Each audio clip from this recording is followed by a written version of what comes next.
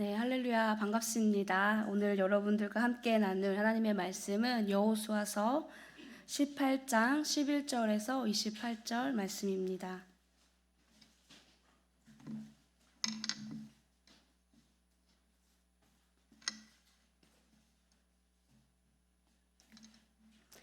여호수아서 18장 11절에서 28절 말씀 우리 교독하여 읽도록 하겠습니다.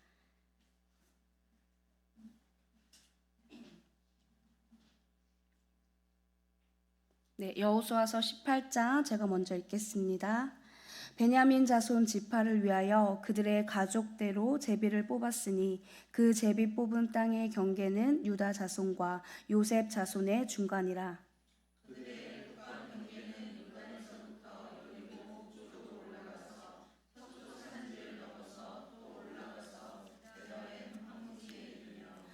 또 그 경계가 거기서부터 루스로 나아가서 루스 남쪽에 이르나니 루스는 곧 베델이며 또 그 경계가 아다롯 아달러로 내려가서 아래 베토론 남쪽 산 곁으로 지나고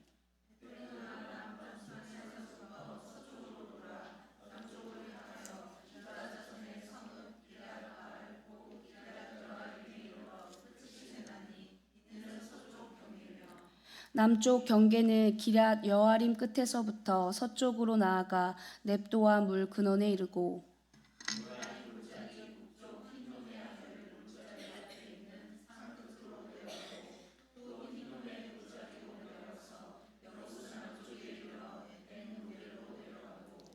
또 북쪽으로 접어들어 엔세메스로 나아가서 아둠빈 비탈 맞은편 글리로스로 나아가서 르우벤 자손 보안의 돌까지 내려가고 또 북으로 벳 호글라 곁을 지나서 요단 남쪽 끝에 있는 염해의 북쪽 해만이 그 경계의 끝이 되나니 이는 남쪽 경계며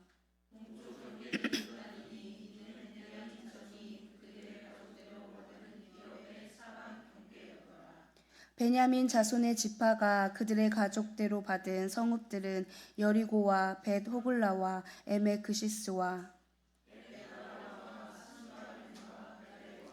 아임과 바라와 오브라와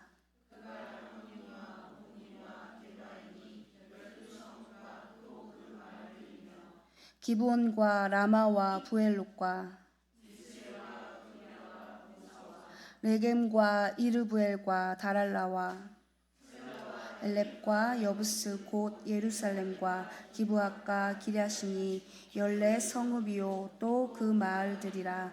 이는 베냐민 자손이 기업이었더라. 아멘.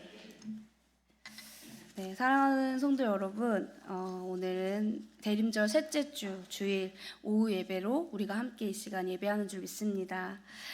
대림절은요, 단순히 성탄절이라는 그 날짜를 우리가 기다리는 시간이 아니라 성경이 말하고 있는 이 기다림은 아무 일도 하지 않고 우리가 멈춰 서 있는 상태가 아니라 하나님의 뜻 앞에서 내 삶의 방향을 다시 점검하는 시간인 줄 믿습니다.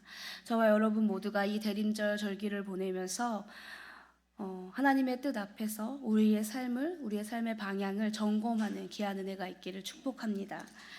그래서 여러분 대림절이요 분위기만 좀 뭐 연말의 느낌이 나고 뭔가 따뜻한 그런 분위기를 우리가 누리는 그런 절기가 아니라 우리의 삶의 중심에 누가 있는가 그것을 우리가 다시 한번 물어보는 귀한 시간이 되었으면 좋겠습니다. 나는 무엇을 붙들고 살아가는지 또 무엇을 가장 중요하게 여기면서 하루를 보내고 있는지 그 질문 앞에 우리 모두가 정직하게 섰으면 좋겠어요. 그래서 오늘 하나님께서 우리에게 주시는 말씀의 핵심은 아마 이 말씀이지 않을까. 제가 오늘 본문을 가지고 묵상할 때 이 말씀을 떠올랐습니다. 바로 소유의 크기가 아니라 소명의 가치를 우리가 바라보는 것, 그것이 우리 가운데 이 본문의 말씀을 통해 하나님께서 들려주시는 음성이라 생각합니다. 하나님의 나라에서는요 많은 것을 얼마나 가졌는가 그 사실보다 어디에 어떤 목적으로 우리가 세워졌는지가 더 중요합니다. 오늘 본문은 바로 그 사실을 한 지파의 이야기를 통해서 우리에게 보여주고 계신데요. 오늘 본문을 보니까 이스라엘 12지파 가운데 베냐민 지파가 기업을 분배받는 장면입니다. 베냐민 지파는요, 인구로 보나 또 땅의 크기로 보나 결코 두드러지게 이렇게 드러나는 그런 지파는 아니었습니다. 다른 지파들에 비해 땅은 작았고요. 눈에 띄는 어떤 자원이나 그런 것들이 많지 않았습니다. 세상의 기준으로 보면 아마 이렇게 평가받지 않을까 생각합니다. 크게 기대할 건 없겠구나. 중심이 되기엔 부족한 연약한 지파네? 라는 판단을 받을 만한 그런 지파입니다. 그런데 여러분, 성경을 우리가 조금 더 깊이 들여다보면 아주 중요한 사실 하나를 발견하게 됩니다. 이스라엘의 중심이 되는 예루살렘이 바로 이 베냐민 지파의 기업, 그 안에 포함되어 있다라는 사실입니다. 예루살렘은 여러분 단순한 도시가 아니죠. 정치의 중심이었고 또 신앙의 중심이었고 무엇보다도 하나님의 이름을 두신 곳이었습니다. 훗날 그곳에 성전이 세워지고 또 예수님께서 입성하시고 복음을 선포하시고 또 구원의 역사가 시작된 바로 그 자리가 그 땅이었습니다. 성도 여러분, 예루살렘이 중요해진 이유는 베냐민 지파가 크고 강해서가 아니죠. 그 땅이 넓고 화려해서도 아닙니다. 하나님께서 그 자리를 중심으로 두셨기 때문인 줄 믿습니다. 베냐민 지파는요, 많이 가진 지파가 아니라 하나님께 쓰임받은 지파였어요.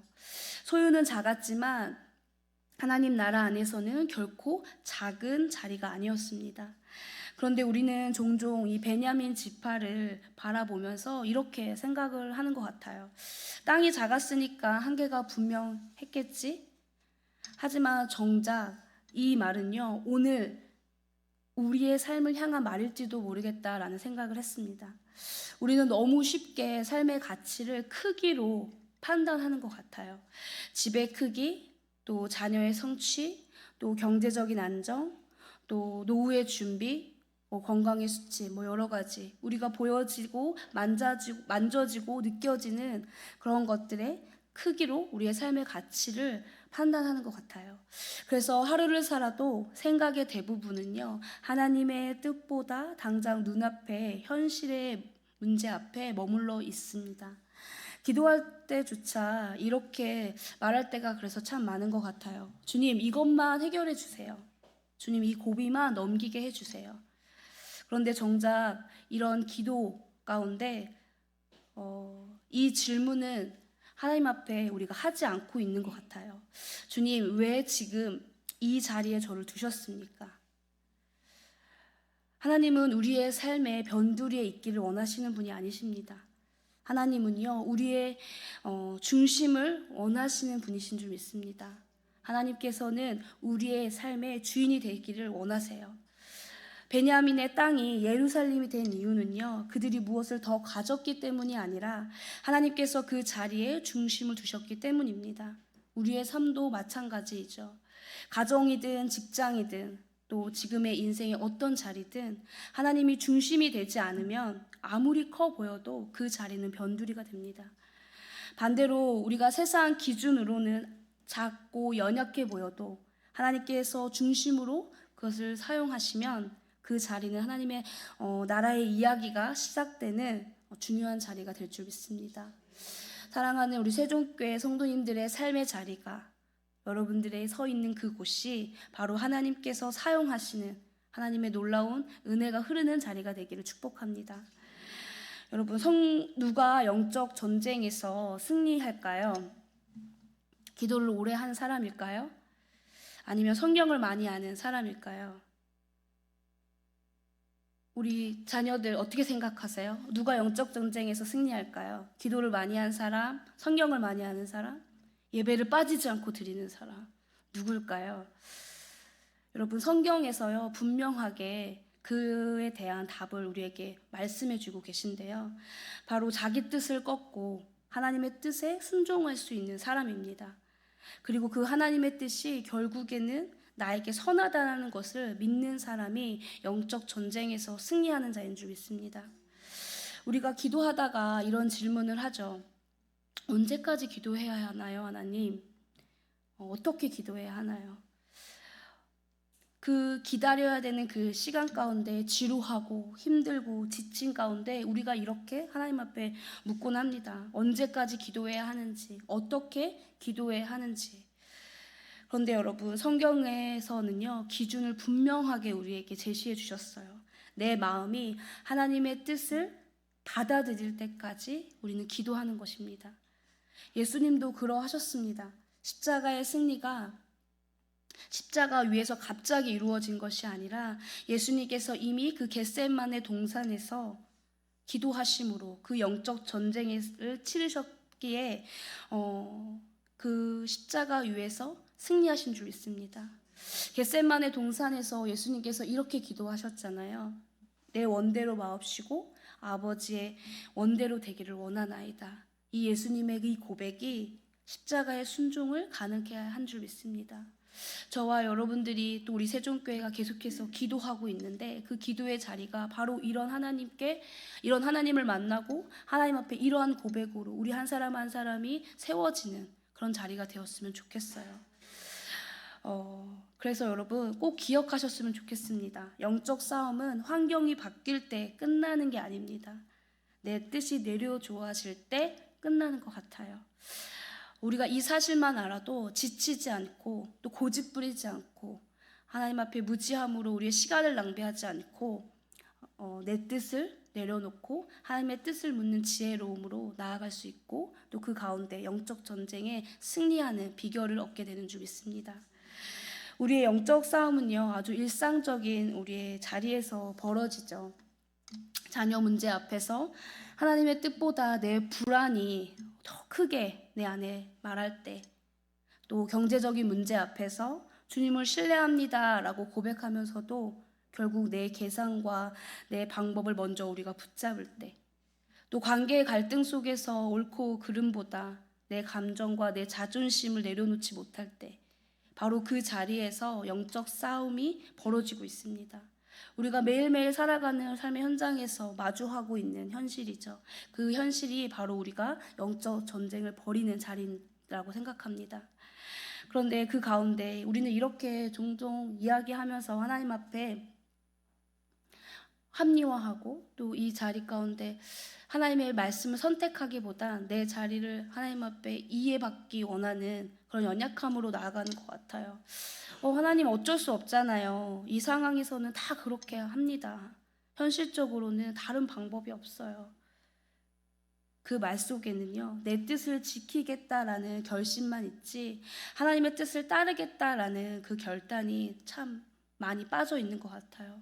그런데 여러분, 예수님께서 하셨던 기도, 그 겟세마네 기도가 문제가 사라지게 해달라는 기도가 아니었던 것처럼 예수님이 이미 자기에게 임할 그 고난을 다 아시고 하셨던 그 고백 가운데 그럼에도 불구하고 아버지의 뜻이 내 뜻보다 옳습니다 라고 고백하며 하나님께서 말씀하신 그 자리를 선택했던 것처럼 저와 여러분도 주님의 뜻을 알려주세요 라고 고백하는 그런 우리의 성숙함이 있었으면 좋겠습니다. 주님, 제 생각이 맞다라는 확신을 주세요 라고 이렇게 기도하는 그 자리, 그 수준에 머물러 있는 것이 아니라 주님의 뜻을 알려주시고 주님의 뜻을 선택하는 자로 내가 하나님 앞에 더욱더 가까이 나아가게 해달라는 그 기도를 드릴 수 있는 순종이 또 영적 전쟁에서 승리하는 힘이 우리 모두에게 있기를 소망합니다. 성도 여러분, 영적 싸움은 문제가 해결될 때 끝나는 것이 아니라 제가 말씀드렸다시피 우리가 하나님의 뜻 앞에 설 때 끝이 납니다. 내 뜻이 꺾이고 순종이 선택될 때 끝납니다. 여러분, 순종은요, 준비가 다 되었을 때 하는 것이 아니라 아직 불안하고 손해처럼 보일 때 결단하는 것입니다. 그 순간이 바로 믿음이 말이 아니라 삶이 되는 시점입니다. 사랑하는 여러분, 우리가 더 이상 우리의 말로만 우리의 믿음과 우리의 순종을 이야기하는 자가 아니라 우리의 삶으로 우리가 그것을 보여주는, 나타내는 그런 믿음으로 살아낼 수 있기를 소망합니다.